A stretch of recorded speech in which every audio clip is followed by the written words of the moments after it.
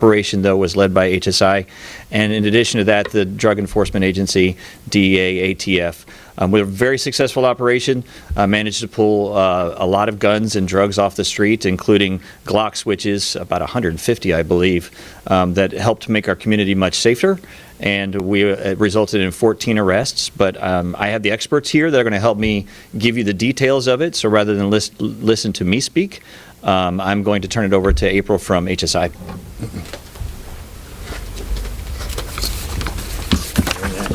My name is April Miller. It's A-P-R-I-L M-I-L-L-E-R. I'm Acting Special Agent in Charge, April Miller, with Homeland Security Investigation, Seattle. We are here today to mark a decisive victory against a violent criminal enterprise and to recognize the power of a unified law enforcement response.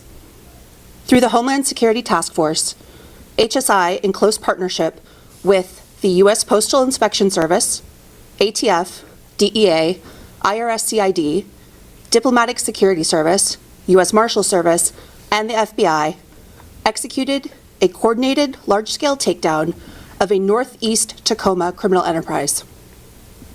We also thank our Department of War partners, Naval Criminal Investigative Service, Army Criminal Investigation Division, and the Washington State National Guard for their support. On Wednesday, February 4th, our teams carried out approximately 16 simultaneous search warrants across Washington and Oregon, while targeting alleged members of this transnational criminal organization operating in Washington, Oregon, and California. This operation has resulted in the indictment of 14 defendants.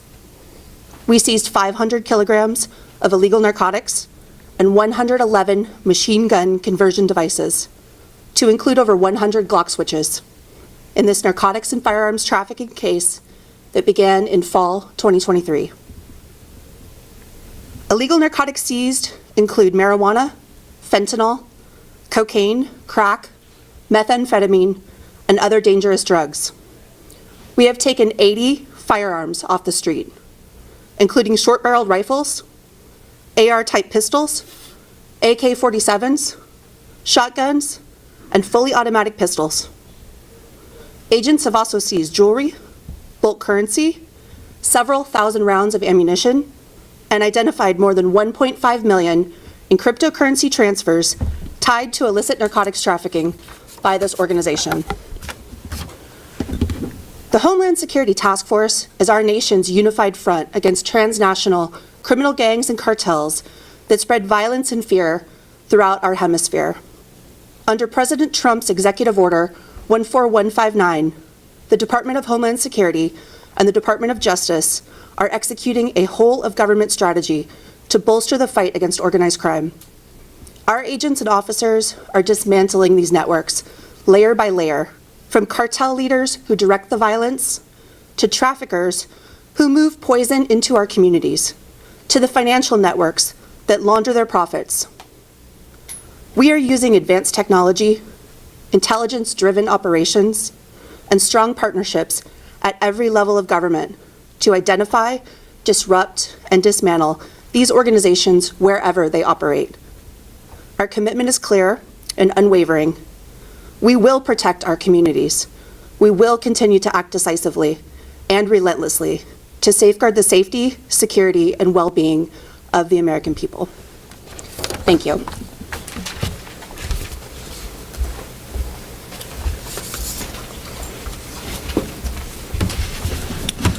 Good afternoon. My name is Rob Saccone. I'm the DEA Special Agent in Charge here at the Seattle Field Division, last name spelled S-A-C-C-O-N-E. I'm thankful to be here today alongside our law enforcement partners to discuss the outstanding work conducted by our investigators during this criminal investigation.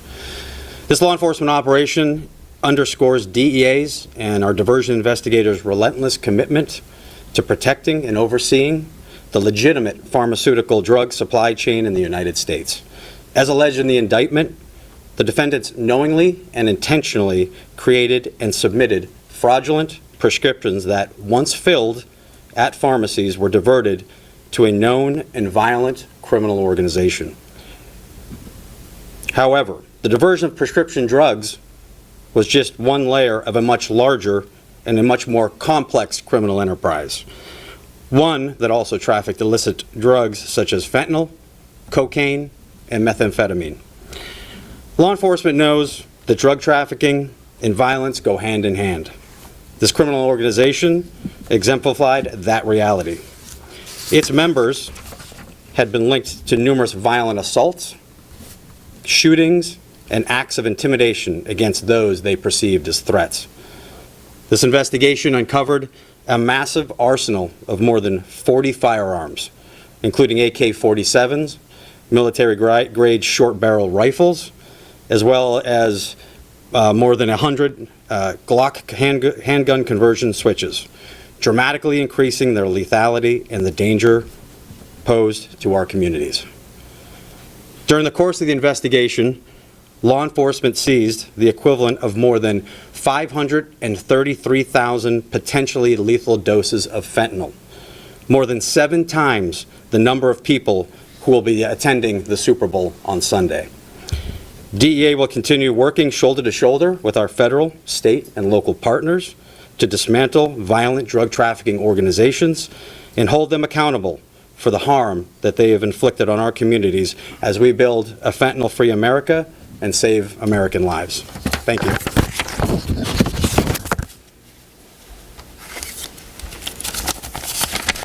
Good afternoon. I'm Special Agent in Charge, Jonathan Blaze, with the Bureau of Alcohol, Tobacco, and Firearms here in the Seattle Field Division.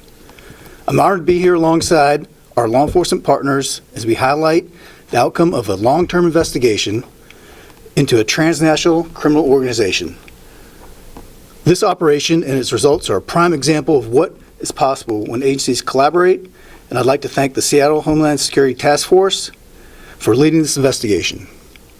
I'd also like to acknowledge the dedication of all of our law enforcement partners here, as well as the U.S. Attorney's Office, who are committed to making sure justice is served. ATF's work focuses on identifying and dismantling illegal firearms traffickers who fuel violence by arming prohibited persons, gang members, drug cartels, and criminal organizations. Every day, ATF special agents and our law enforcement partners work to prevent violent criminals from obtaining and using weapons that put lives at risk. With that in mind, I want to speak directly about a growing and extremely dangerous trend and threat to public safety: machine gun conversion devices, otherwise known as Glock switches. These devices can turn a semi-automatic pistol into a fully automatic machine gun. With the installation of a single conversion device, also known as a switch, a weapon that once fired 1 round per pull of the trigger can suddenly fire dozens of rounds in mere seconds. These devices dramatically increase a firearm's lethality, reduce accuracy, and significantly raise the threat to public safety and law enforcement. Machine gun conversion devices are illegal under federal law, yet we are seeing these devices increasingly recovered at crime scenes and in the hands of violent criminals, gang members, and individuals with a clear intent to harm others.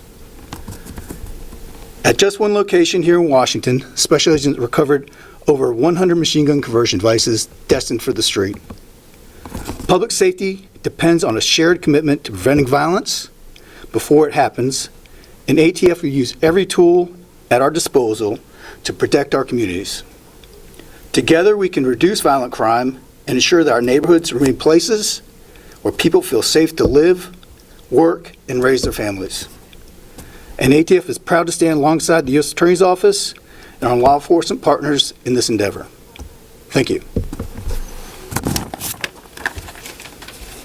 All right, so as you can see, part of my job here as First Assistant U.S. Attorney is to help manage federal law enforcement in the district. This is a great collaborative effort from people from different agencies led by Homeland Security Investigations. One thing I did want to emphasize is that Homeland Security Investigation has been a great asset in all law enforcement. They're one of the primary law enforcement agencies in the country that goes after child exploitation. They go after transnational criminal organizations. We all kind of know what the purpose of DEA ATF is, but sometimes HSI gets kind of lost in the mix. And sometimes there's a perception out there that HSI, because they work for the Department of Homeland Security, is involved in immigration enforcement. This is a perfect example of when HSI conducts an operation to get guns, drugs, and dangerous people off the street that has absolutely nothing to do with immigration enforcement. Child exploitation often has nothing to do with immigration enforcement. To the extent that there is the perception out there that people that work for DHS are only involved in immigration enforcement, and people seek to shy away from that or disrupt their operations, it is of concern to me. And I have received reports in our community, and as you guys can tell just by watching the news, sometimes people take it upon themselves to interfere with federal law enforcement because of the perception that they're involved in immigration enforcement. I highlight this case because it's one of the great examples that had nothing to do with that. Everyone that was involved in this case was a United States citizen, and we had a completely successful operation of getting guns, drugs, and dangerous people off the street because of the great work of HSI. And I'll take any questions you have. Can you talk about what role HSI does play in these ICE raids? So HSI actually, as you know, works for Homeland Security, and they work for ICE, but they've always been a separate component of Homeland Security investigations. Just like every other federal law enforcement entity that you see up here, they have Title VIII authority. So there are times where they go out on task force with ERO or other immigration enforcement operations, but that's not to say that every time you see somebody with DHS on their chest or HSI that they are engaged in immigration operations. And as the manager of federal law enforcement here in the community, my concern is that if the public officials and the press or whoever perpetuates the myth that every time you see DHS, they're out there in the community doing immigration enforcement, that could result in further interference, their inability to do their job, and it puts people in danger. So I'm highlighting this as an example of when it's not immigration enforcement. And I can tell you just from personal interaction with the agency, that's not their primary focus. They're not out doing immigration enforcement. They're trying to get bad people off the street, just related to regular criminal investigations, working with partners like you see here and with FBI. So to the extent that they are occasionally involved in immigration enforcement, and I don't even want to say that because they really don't, that's not their focus, but the concern is that on the side of their vehicle it may say Department of Homeland Security, and somebody sees that and they think it's a nice vehicle and they want to intercede and try and impede their operations. Or if they go out on a search warrant, just like we saw in this case, a takedown operation where we're out there trying to arrest people based on legitimate, significant law enforcement operations that have nothing to do with immigration enforcement, and someone decides they want to be a protester or intercede in that, it puts the community in danger, it puts my officers in danger, and it's a great concern to me. But you do understand the fear that normal, everyday citizens have in our community when they see DHS? No, I don't. So in spite of everything that's happened in Minneapolis and in other cities, you don't understand the fear that people feel? No. Okay. What I want to say in response to that is that my job is to help tamp down anything that could lead to further fear, further violence, further disruption. And to the extent that I'm telling the story today of the great job that HSI has been doing that's not related to immigration enforcement, that message needs to get out there. Obviously, there are components of Homeland Security that deal with immigration enforcement, but that doesn't mean that they all are. It doesn't mean that we need to jump to the conclusion and live in fear because of that. I understand that there are, in the immigrant community, some fear of, I guess, trying to avoid immigration enforcement in ERO, but to lump everybody into the same bucket and then perpetuate that fear is just misguided and misinformed. When you say perpetuate the fear, who are you saying perpetuates the fear? James, can we talk about this? Yeah, I mean, he today? brought it up. That's the only reason I've asked questions about it. I understand, but if there's questions. Well, I have actually one more question. Sure. You mentioned that they were all American citizens, right? Yeah. Would things have changed if they weren't? Would your investigation change? Would departments change? Would things change if they weren't? If they were? No, it would have been the exact same type of investigation because they're following the criminal activity and those that commit the criminal activity.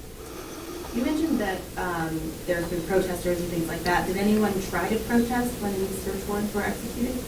I don't believe they did in this case, no. Why was the National Guard used? Was it Washington National Guard? And you mentioned that you used military. What was for that? So oftentimes when we conduct these operations, especially when you're hitting 16 different locations, it requires a significant amount of boots on the ground to do that. So we get cooperation from NCIS, from CID, from basically anybody that can help us provide law enforcement. And when you say National Guard, that would be law enforcement components of National Guard, MPs and that type of stuff. So with anytime they can get some help support the operations to make sure it goes safely, that's what they want to do, right? All right. I have a question for the gentleman from ATF about Glock switches, and how new are those, and what kind of crime and penalties are involved in that? The penalties can vary on that, and Glock switches are in commonality in the public, relatively new. They're coming out in the public's eye, but they've been around for a while, and they used to be a little bit harder to come by. These come from overseas, things like now, but with the proliferation of 3D printing, things of that nature, and the data sheets that are out there, the files out there that make it easier for criminals to produce these Glock switches in mass and then distribute those illegally into the community and criminals. And you call them Glock? Are they just for Glock? No, there's switches that can be made for other firearms. That's just a catch-all phrase that they initially were more popular with the Glock-type firearm, but they've made for other firearms. There can be made sears and things like that for rifles that will make them fully automatic as well. So there's many variants of firearms. There can be many variants of machine gun devices, machine gun conversion devices. Jonathan, can you speak to how significant it was getting more than 100 of those Glock switches off of the streets and possibly enhancing public safety? I think it's very significant. Can you imagine 100 machine guns out there in the street in the hands of gangs and criminals intent on committing violence?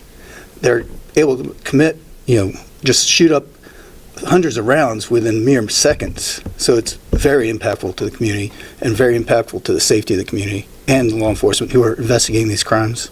With the arrest you made, are any of them suspects in ongoing Tacoma? Is it Tacoma, right? Ongoing shootings actually here in Western Washington, not just Tacoma.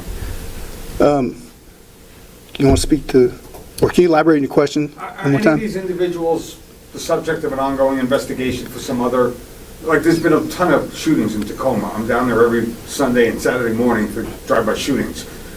Is this gang responsible for some of those shootings, or? Give me 1 second. Do you want to address that? I can. I'll address that. So I don't want to speak for Tacoma Police or any of the other state and local police agencies that are in that location. However, we do believe that some of these individuals are connected to shootings and investigations that are ongoing. Can you speak to how significant the amount of narcotics you guys were able to seize and kind of put that in perspective for folks tonight watching at home?